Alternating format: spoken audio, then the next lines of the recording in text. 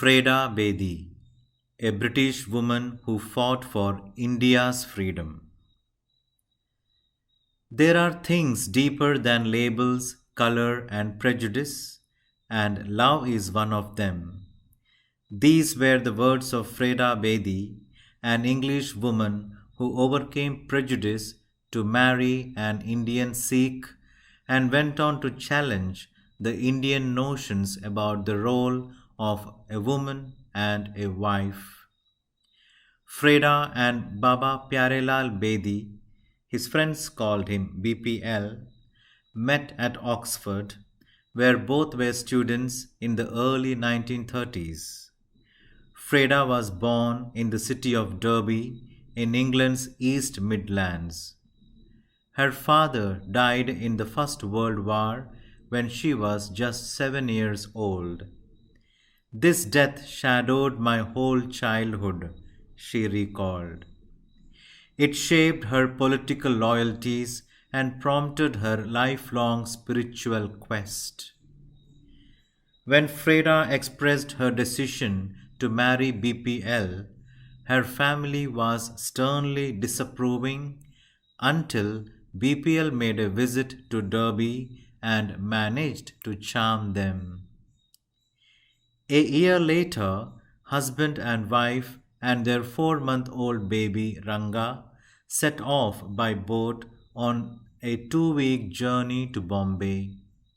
The couple had already been marked out by the British authorities. When they disembarked in Bombay, their bags and cases were inspected for 7 hours together. Even Ranga's little napkin was taken off and searched, recalled Freda, because they thought I might be carrying messages in it. When the Second World War broke out, both BPL and Freda were outraged that India was being dragged into supporting the British war effort. Freda decided to make her own stand against her motherland. She volunteered as a satyagrahi and was among those chosen by Mahatma Gandhi to defy emergency wartime powers. The authorities did not know how to respond to a white woman staging such a protest. They hurriedly sent an English police inspector to the village, deeming it inappropriate for an Indian policeman to arrest an English woman. She was later arrested and sentenced to 6 months in jail. Freda's political prominence continued after independence. When Freda and her husband moved to Kashmir, Freda joined a left wing women's militia and worked with the radical nationalists who gained power there.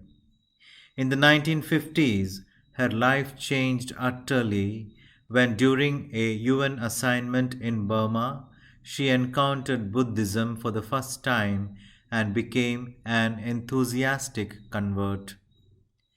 When thousands of Tibetans fled across the Himalayas in 1959 to escape Chinese oppression, Freda devoted herself to helping these brave and wonderful refugees. She became steeped in Tibetan spirituality. She broke convention again by taking vows as a Tibetan Buddhist nun. Film star Kabir Bedi is one of her 3 surviving children.